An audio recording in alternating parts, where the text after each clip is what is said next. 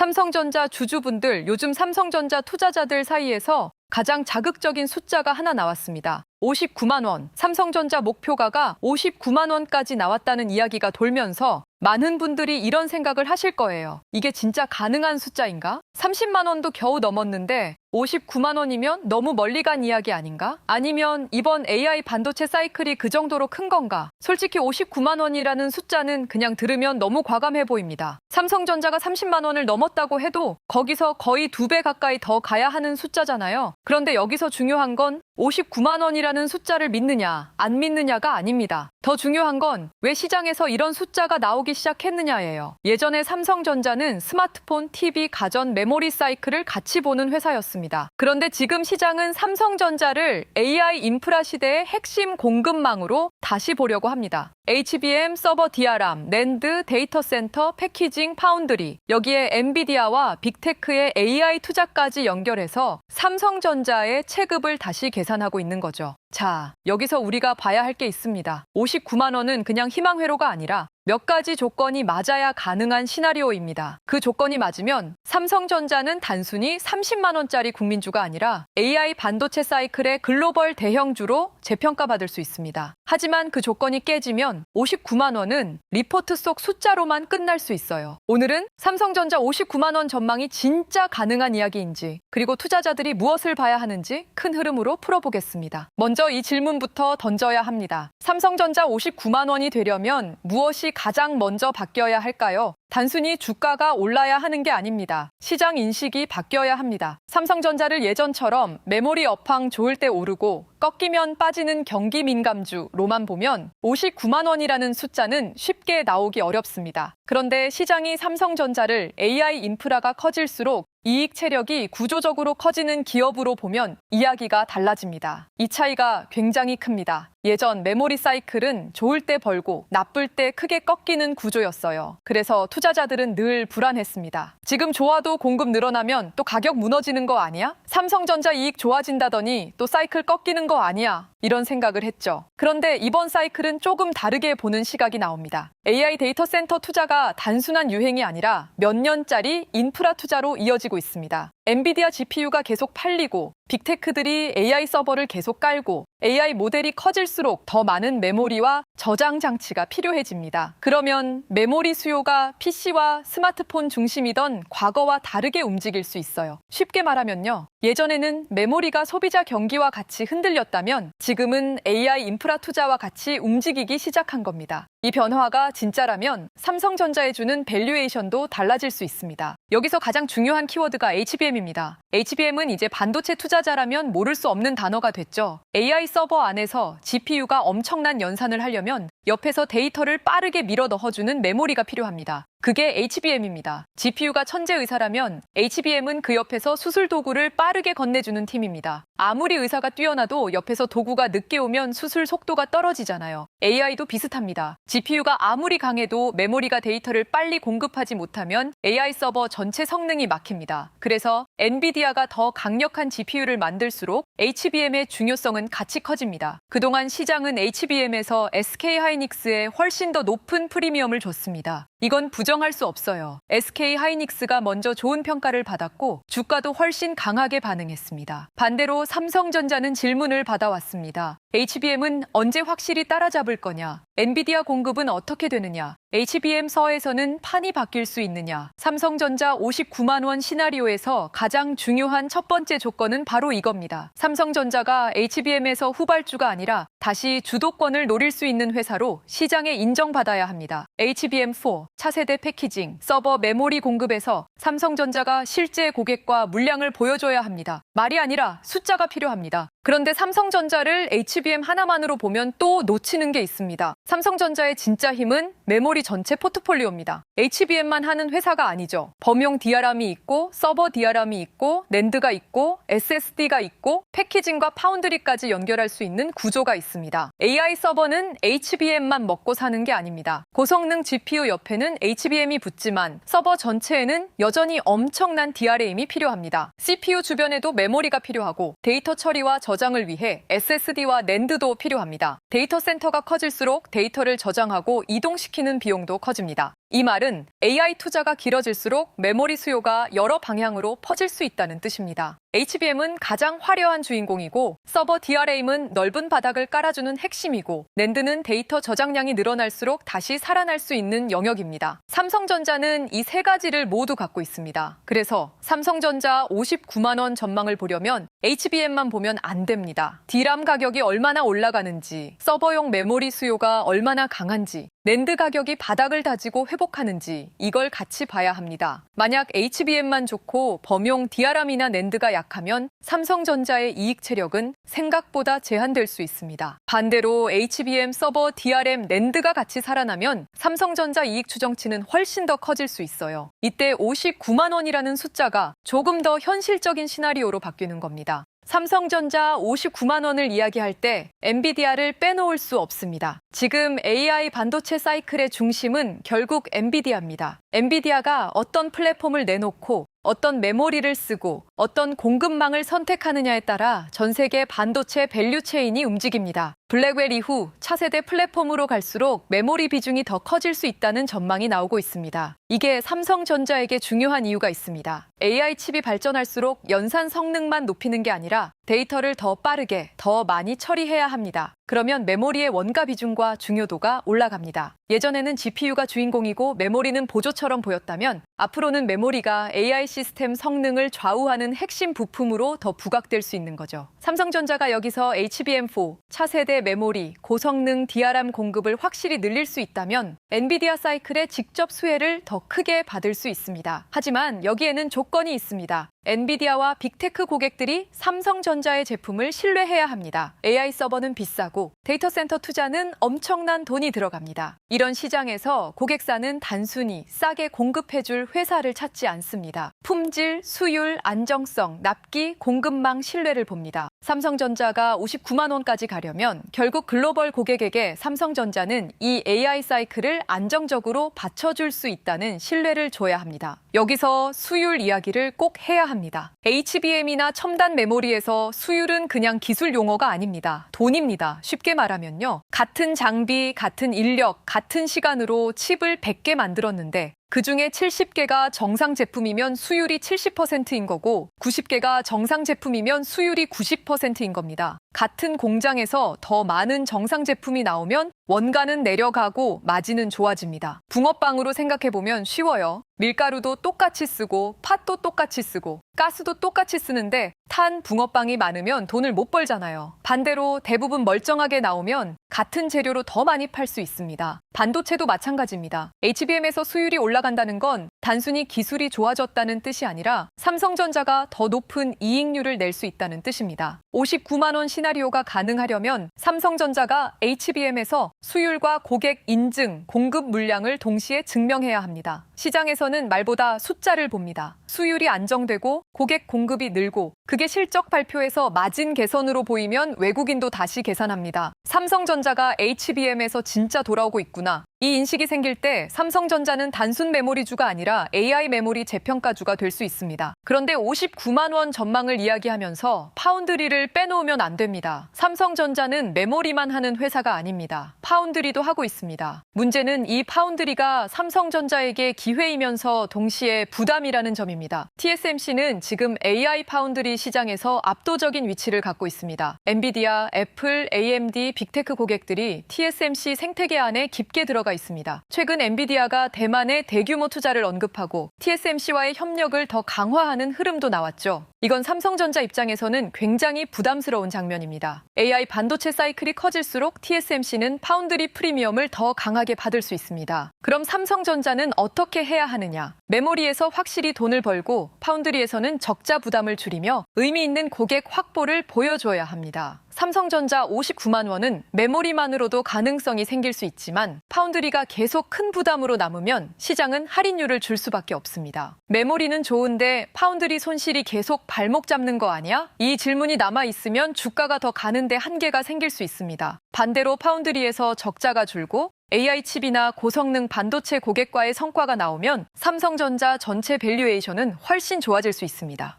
패키징도 중요한 변수입니다. 요즘 반도체는 칩을 잘 만드는 것만으로 끝나지 않습니다. GPU와 HBM을 어떻게 붙이는지, 데이터를 얼마나 빠르게 주고받게 하는지, 열을 어떻게 빼는지, 기판을 어떻게 설계하는지가 점점 더 중요해지고 있습니다. AI 서버는 전력도 많이 먹고, 열도 많이 나고, 데이터 이동량도 엄청납니다. 그러니까 첨단 패키징과 기판, MLCC 테스트, 후공정 장비까지 같이 중요해지는 거예요. 이 흐름은 삼성전자만의 문제가 아닙니다. 삼성정이, 반도체 장비주, 소재주, 테스트 업체, 후공정 업체, 전력 인프라 기업까지 돈이 퍼질 수 있습니다. 삼성전자 59만 원 시나리오가 진짜 힘을 받으려면 삼성전자 주가만 오르면 안 됩니다. 반도체 밸류체인 전체가 같이 움직여야 합니다. 왜냐하면 시장이 정말로 AI 반도체 사이클을 길게 본다면 돈은 자연스럽게 대장주에서 주변으로 번집니다. 삼성전자, SK하이닉스, 삼성전기, 장비주, 소재주, 패키징, 전력장비. 이 흐름이 같이 살아나면 삼성전자 59만 원 전망도 단순한 목표가가 아니라 산업 전체 재평가의 일부로 볼 수 있습니다. 반대로 삼성전자만 반짝 오르고 소부장이 따라오지 못하면 시장은 아직 조심스럽게 보고 있다는 뜻일 수 있습니다. 이뿐만이 아니죠. 삼성전자 59만 원이 가능하려면 개인 투자자들의 기대만으로는 부족합니다. 외국인 자금이 들어와야 합니다. 삼성전자는 한국 증시에서 외국인이 가장 중요하게 보는 종목 중 하나입니다. 외국인은 삼성전자를 볼 때 국내 투자자처럼 국민주니까 믿고 간다 이렇게 보지 않습니다. 엔비디아, TSMC, SK하이닉스, 마이크론, 브로드컴, AMD와 비교합니다. 삼성전자가 글로벌 AI 반도체 투자 안에서 얼마나 매력적인가 이 질문으로 보는 거예요. 그래서 외국인이 삼성전자에 다시 강하게 들어오려면 몇 가지 조건이 필요합니다. HBM 경쟁력이 확인돼야 합니다. 메모리 가격 상승이 실적에 반영돼야 합니다. 파운드리 부담이 줄어야 합니다. 노사 갈등과 성과급 논란이 다시 공급망 리스크로 번지지 않아야 합니다. 그리고 환율이 너무 불안하면 안 됩니다. 원달러 환율이 높은 상태로 계속 움직이면 외국인 입장에서는 한국 주식 매수에 부담이 생깁니다. 주가가 올라도 환율에서 손해를 볼 수 있거든요. 미국 금리도 중요합니다. 미국 금리가 다시 튀면 글로벌 자금은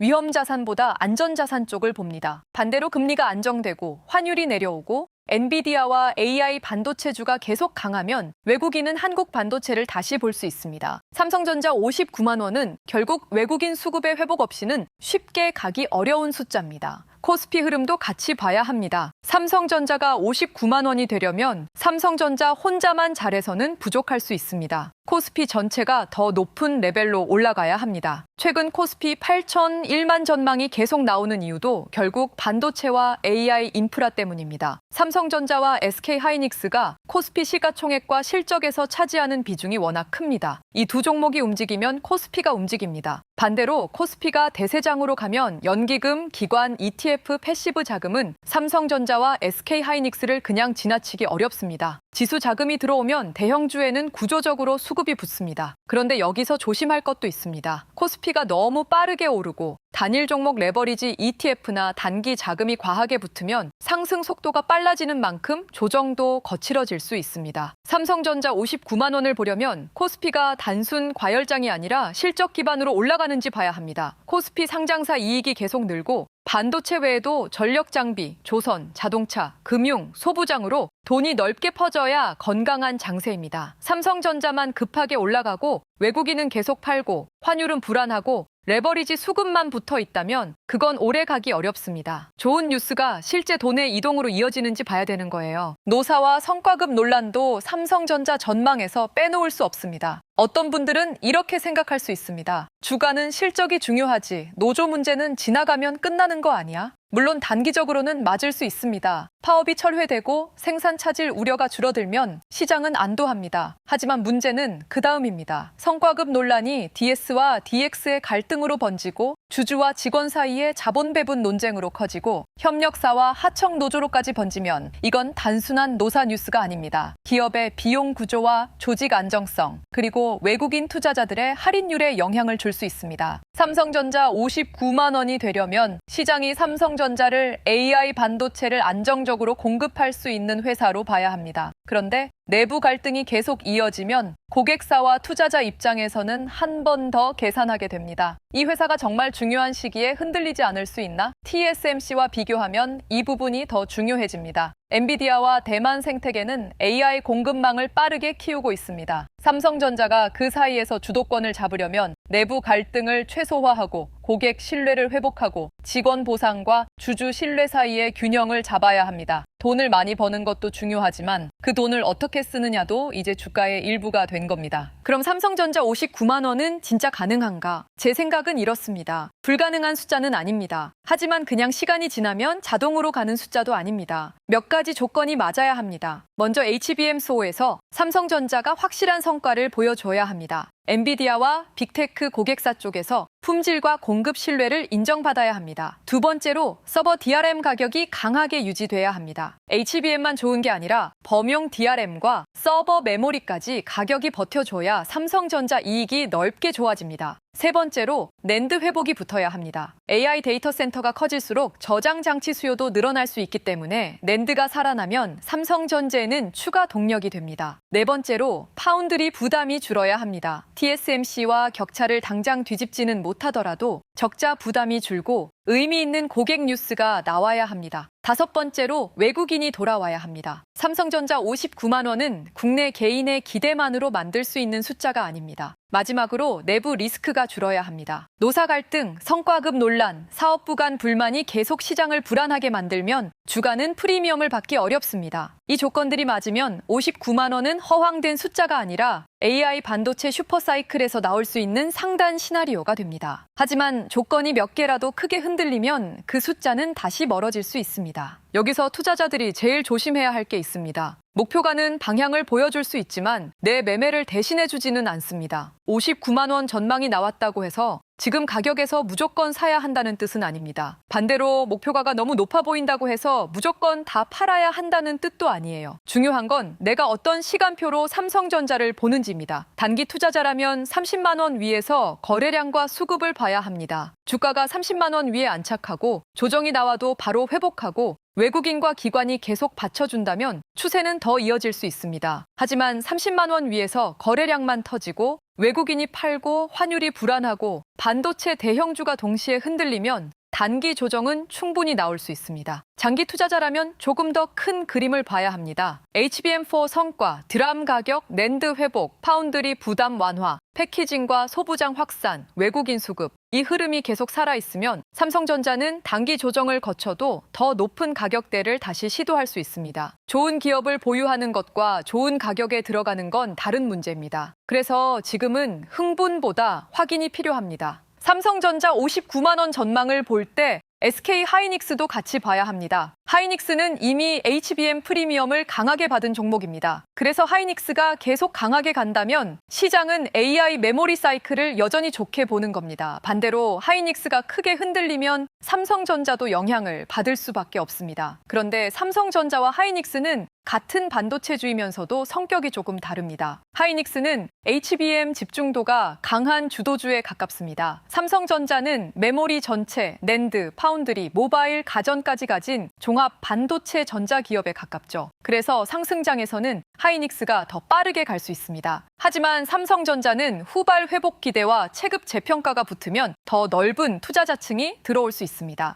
외국인 입장에서도 삼성전자는 한국 시장을 대표하는 대형주입니다. 코스피가 더 높은 레벨로 올라가려면 삼성전자가 빠지기 어렵습니다. 그러니까 삼성전자 59만 원을 보려면 하이닉스와 경쟁하듯 볼 게 아니라 둘이 함께 한국 반도체 밸류에이션을 끌어올리는지 봐야 합니다. 하이닉스가 HBM 프리미엄을 유지하고 삼성전자가 HBM4와 범용 메모리 회복으로 따라붙고 소부장까지 같이 움직이면 그때는 한국 반도체 전체가 재평가받는 장세가 됩니다. 반도체 소부장과 전력 인프라까지 보면 이 사이클이 얼마나 큰지 더 잘 보입니다. AI 데이터 센터가 늘어나면 GPU와 HBM만 필요한 게 아닙니다. 전기도 필요합니다. 냉각도 필요합니다. 서버렉, 전력 장비, 변압기, 전선, ESS, 네트워크 장비, 광통신, 기판, 패키징, 테스트 장비까지 전부 연결됩니다. AI는 소프트웨어처럼 보이지만 뒤에서는 엄청난 물리적 인프라가 돌아갑니다. 그래서 요즘 시장은 반도체에서 전력기기, 전선, 조선, 원전, 데이터 센터 인프라까지 돈의 흐름을 넓게 보고 있습니다. 삼성전자 59만 원 전망도 이 큰 흐름 안에서 봐야 합니다. 삼성전자가 단독으로 좋아지는 게 아니라 AI 인프라가 커지면서 한국이 강점을 가진 여러 산업이 같이 재평가받는 흐름이죠. 그중 가장 상징적인 종목이 삼성전자입니다. 하지만 상징적인 종목이라고 해서 무조건 가장 많이 오르는 건 아닙니다. 때로는 소부장이 더 강하게 갈 수 있고, 때로는 SK하이닉스가 더 빨리 움직일 수 있고, 때로는 삼성전기가 더 주목받을 수 있습니다. 그래서 삼성전자 주주라면 삼성전자만 볼 게 아니라 돈이 어디로 번지는지 같이 봐야 합니다. 그 돈의 흐름이 삼성전자로 다시 돌아오는 순간 59만 원 시나리오는 더 힘을 받을 수 있습니다. 삼성전자 주주분들 59만 원이라는 숫자는 분명히 자극적입니다. 너무 멀게 느껴질 수도 있고 오히려 이제 진짜 시작이라고 느껴질 수도 있습니다. 하지만 오늘 우리가 봐야 할 건 그 숫자 자체가 아닙니다. 그 숫자가 가능해지는 조건입니다. 삼성전자가 HBM4에서 성과를 내고 엔비디아와 빅테크 AI 서버 수요를 잡고 DRAM 가격과 서버 메모리 수요가 강하게 유지되고 낸드까지 회복되고 파운드리 부담이 줄고 외국인이 다시 들어오고 노사와 성과급 논란이 안정된다면 59만 원은 충분히 도달 가능한 목표치입니다. 하지만 지금 삼성전자는 기대감만으로 판단할 구간이 아닙니다. 검증의 구간입니다. 그렇다면 실제 투자는 어떻게 해야 할까요? 코스피가 8천을 넘어선 지금 돈이 어디서 시작해서 어떤 순서로 퍼지고 있느냐. 반도체가 먼저 움직이고 그 다음 전력 인프라, 증권, 금융, 자동차, 저평가 업종으로 돈이 옮겨가는 이 순환매의 흐름을 포착하고 그 위에 올라타야 하죠. 그런데 많은 개인 투자자들은 이 흐름을 놓칩니다. 처음에는 너무 오른 것 같아서 망설이고 조금 더 오르면 늦은 것 같아서 못 사고 결국 마지막에는 남들이 다 벌었다는 이야기 듣고 가장 뜨거운 자리에서 뒤늦게 따라 붙습니다. 수많은 종목을 지켜본다고 그 모든 종목의 상승 흐름을 정확하게 따라 붙어서 수익을 내는 게 쉬울까요? 개인이 가장 큰 수익을 내는 방법은 두 가지가 있습니다. 하나는 저평가된 종목의 장기 투자, 다른 하나는 시장의 흐름을 읽고 어떤 기준으로 움직일지 미리 정해놨느냐입니다.